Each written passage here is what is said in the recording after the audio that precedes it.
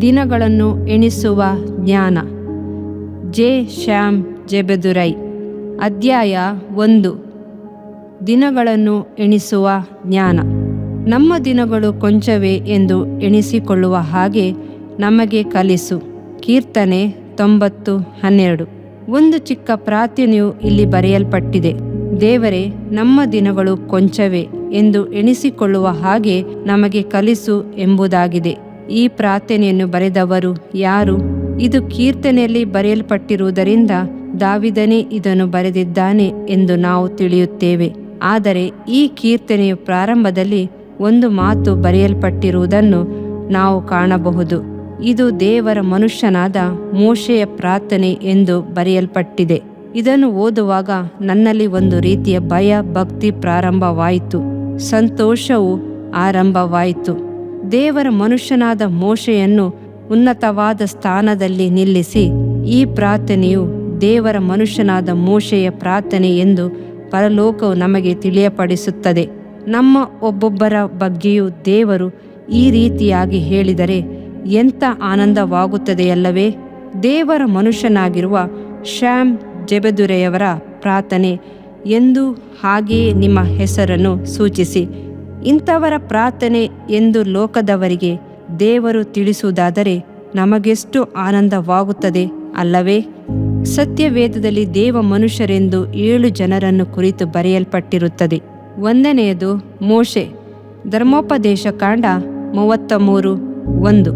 2ನೇದು ಸಾಮುವೇಲ, 1 ಸಾಮುವೇಲ 9:6-10.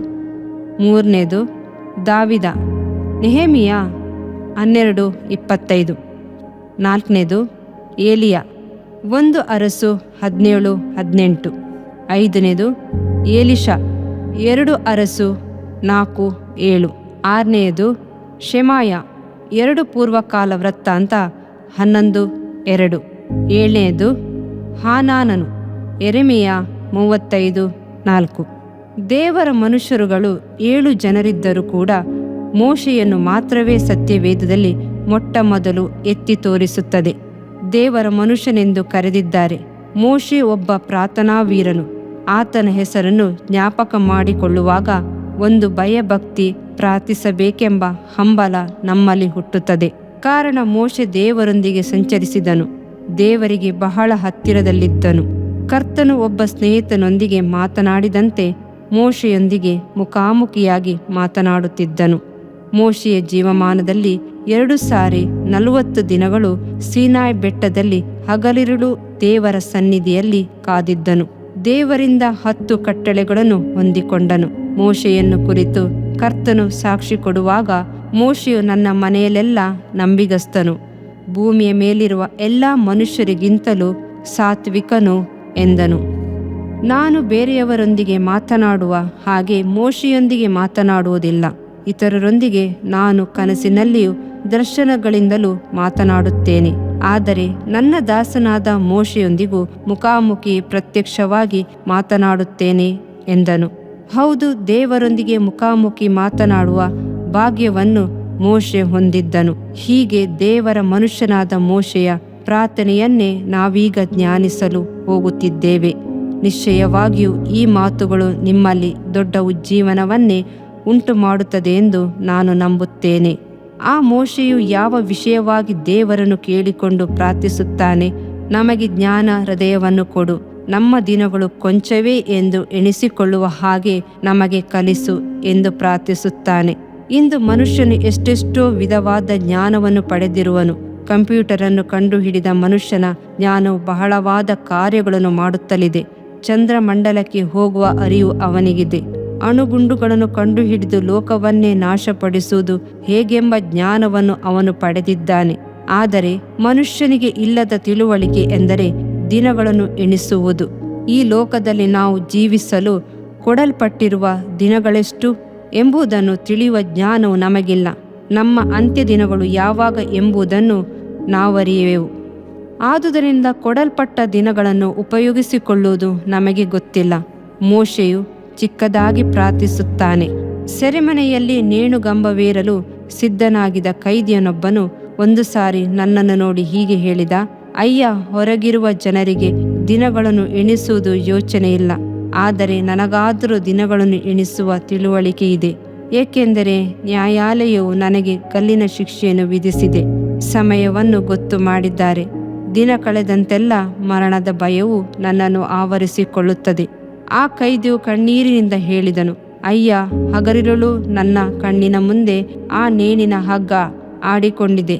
ನನ್ನ ಕಣ್ಣುಗುಡ್ಡೆ ಹೊರಗೆ ಬಂದು ನನ್ನ ನಾಯಿಯ ನಾಲಿಗೆಯ ಹಾಗೆ ಹೊರಗೆ ಬಂದು ನಾನು ಸಾಯುವ ರೀತಿಯನ್ನು ನೆನೆಸಿದರೆ ಬಹಳ ಭಯವಾಗುತ್ತದೆ.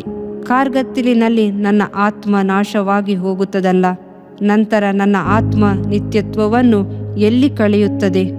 ಮರಣದಿಂದ ನಾನು ಕುಗ್ಗಿ ಹೋಗಿದ್ದೇನೆ ಎಂದನು.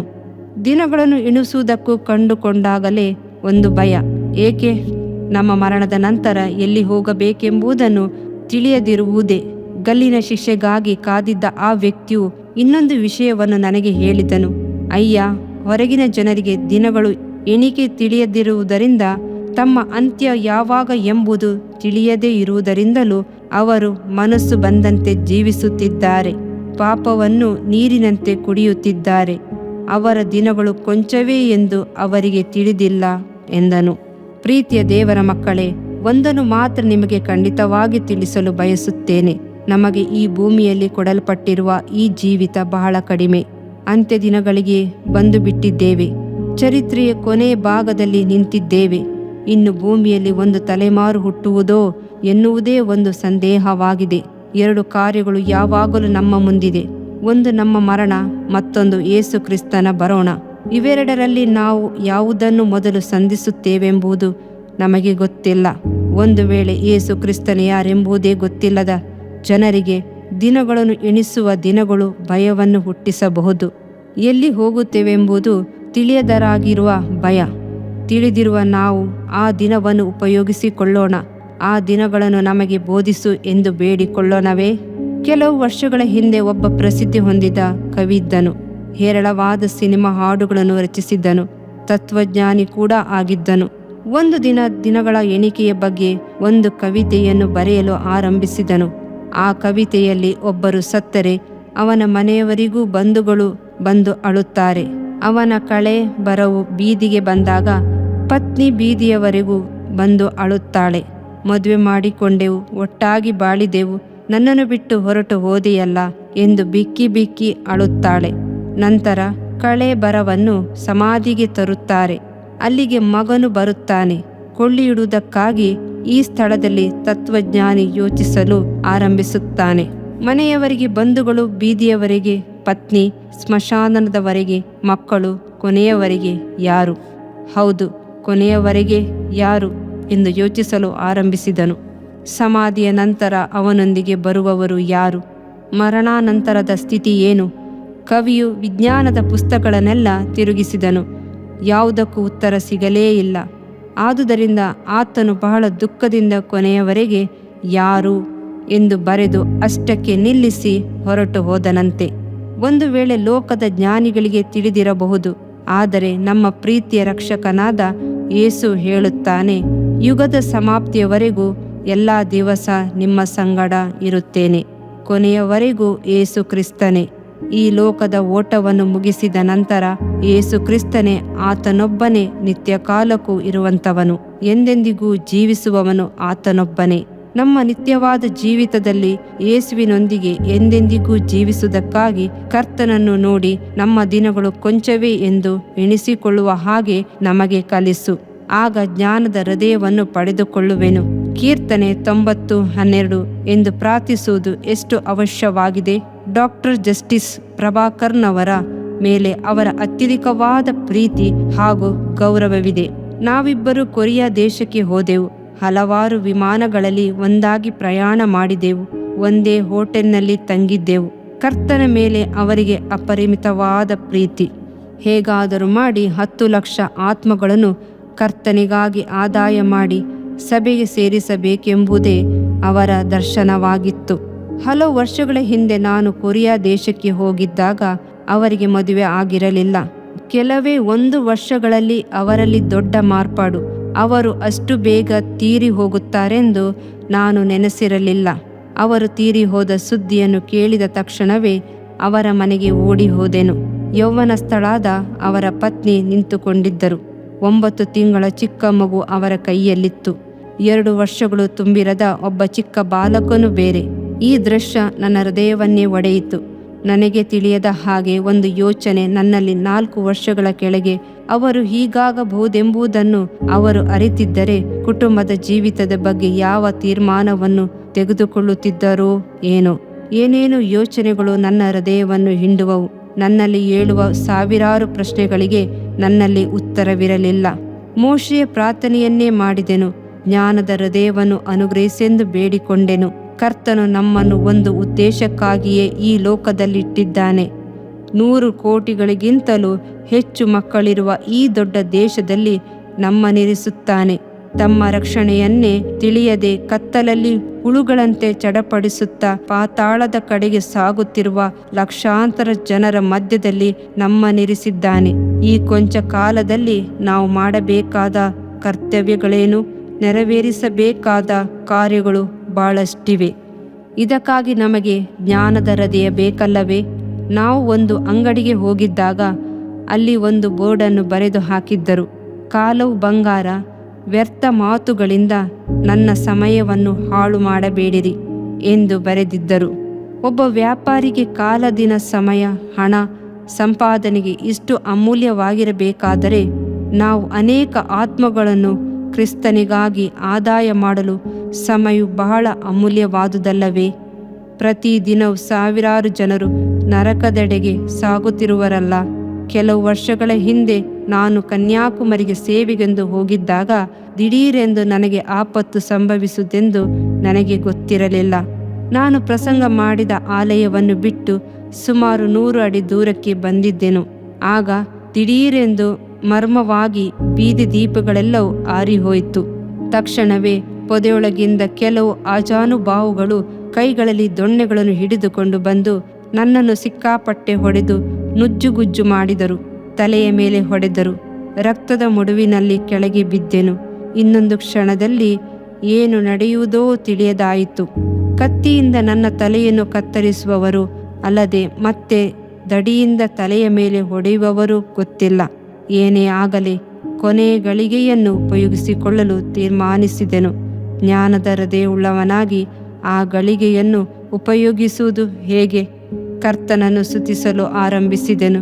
ಸ್ತುತಿಸುವಾಗಲೇ ಕರ್ತನ ಸಾನ್ನಿಧ್ಯವನ್ನು ಸೇರಬೇಕೆಂದುಕೊಂಡೆನು. ಸ್ತುತಿಸಲಾರಂಭಿಸಿದೆನು. ತಂದೆಯೇ, ನೀನು ನನ್ನ ಪರಮ ತಂದೆಯಾಗಿರುವುದಕ್ಕಾಗಿ ಸ್ತೋತ್ರ.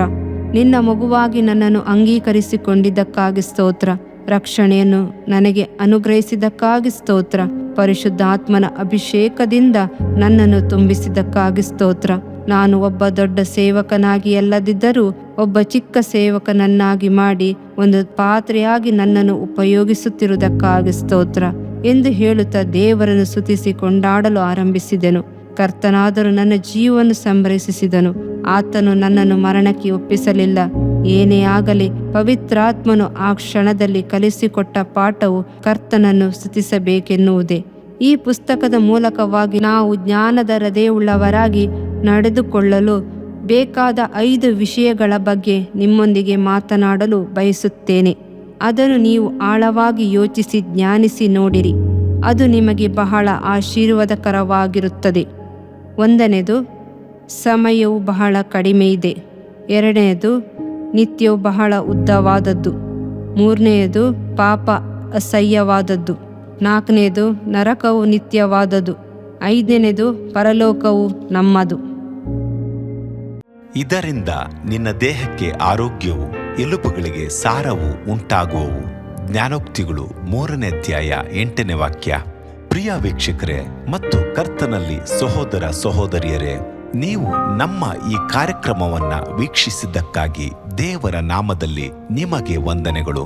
ದೇವರ ವಾಕ್ಯವು ನಮ್ಮ ಎಲುಬಿಗೆ ಬಲವು, ಸಾರವೂ ಆಗಿದೆ ಎಂದು ಸತ್ಯವೇದವು ಹೇಳುವಂತೆ ಈ ಕಾರ್ಯಕ್ರಮವು ನಿಮಗೆ ಆಶೀರ್ವಾದಕರವಾಗಿದೆ ಎಂದು ನಂಬುತ್ತೇವೆ. ಪ್ರಿಯ ವೀಕ್ಷಕರೇ, ನಮ್ಮ ಈ ಸೇವೆಗಾಗಿ ಪ್ರಾರ್ಥಿಸಿರಿ ಮತ್ತು ಎಲ್ಲಾ ಕಾರ್ಯಕ್ರಮಗಳನ್ನ ಇತರರೊಂದಿಗೆ ಶೇರ್ ಮಾಡಿರಿ.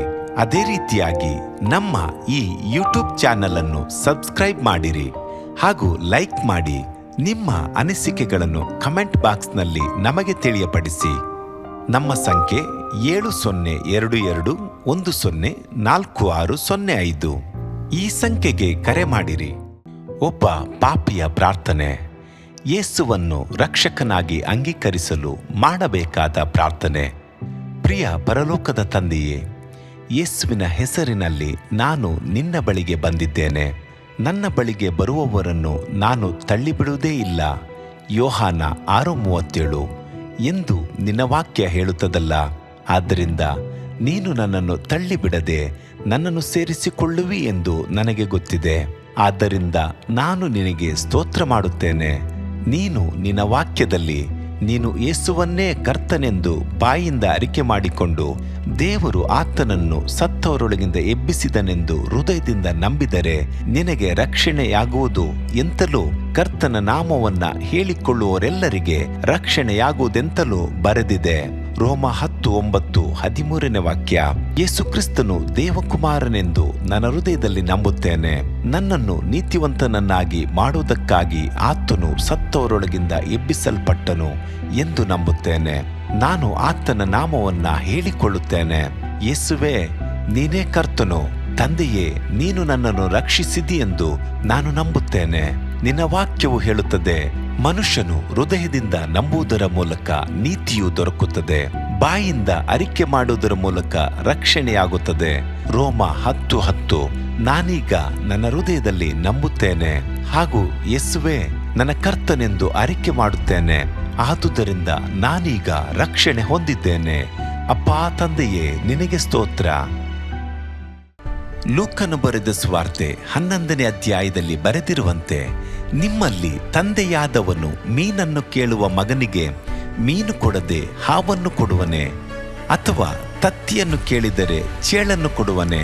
ಹಾಗಾದರೆ ಕೆಟ್ಟವರಾದ ನೀವು ನಿಮ್ಮ ಮಕ್ಕಳಿಗೆ ಒಳ್ಳೆ ಪದಾರ್ಥಗಳನ್ನ ಕೊಡಬಲ್ಲವರಾದರೆ ಪರಲೋಕದಲ್ಲಿರುವ ನಿಮ್ಮ ತಂದೆಯು ತನ್ನನ್ನು ಬೇಡಿಕೊಳ್ಳುವವರಿಗೆ ಎಷ್ಟೋ ಹೆಚ್ಚಾಗಿ ಪವಿತ್ರಾತ್ಮ ವರವನ್ನ ಕೊಡುವವನಲ್ಲವೇ ಅಂದನು. ತಂದೆಯೇ, ನೀನು ಕೇಳಿಕೊಳ್ಳುವವರಿಗೆ ಪವಿತ್ರಾತ್ಮನ ವರವನ್ನು ಹೇರಳವಾಗಿ ಕೊಡುವಾತನಾಗಿದ್ದಿ.